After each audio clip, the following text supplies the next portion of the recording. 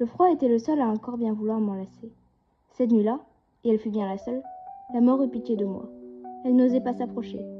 Comme un chasseur qui regarde son gibier dans les yeux, elle abandonna sa proie, chercha un défi plus grand, celui qui ne serait pas le meurtre d'un jeune lièvre aux pattes cassées.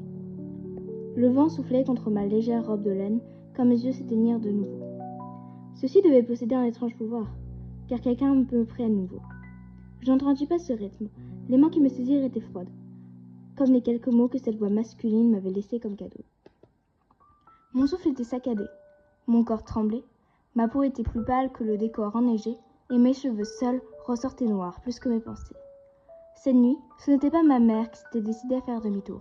Avait-elle seulement regardé derrière elle? Ce ne fut que le fantôme d'un homme qui posait sur la cour. Mais ce vieil homme était là, lui. Quand mon souffle se décida à s'arrêter pour de bon, l'homme me chuchota quelques mots, entre encouragement et prière.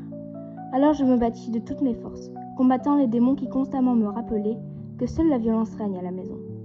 Sachez que peu importe mes armes, ces monstres ne craignaient rien. Alors mon âme fut aspirée, et mon corps redevint une poupée de chiffon.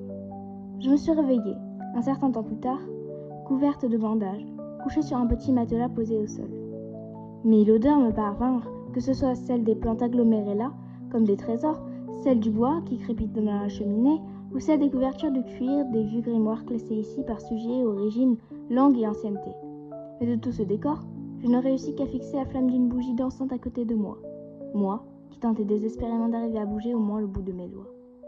Tout s'était si vite enchaîné que je n'étais même plus vraiment sûre qu'il ne s'agissait pas d'un cauchemar.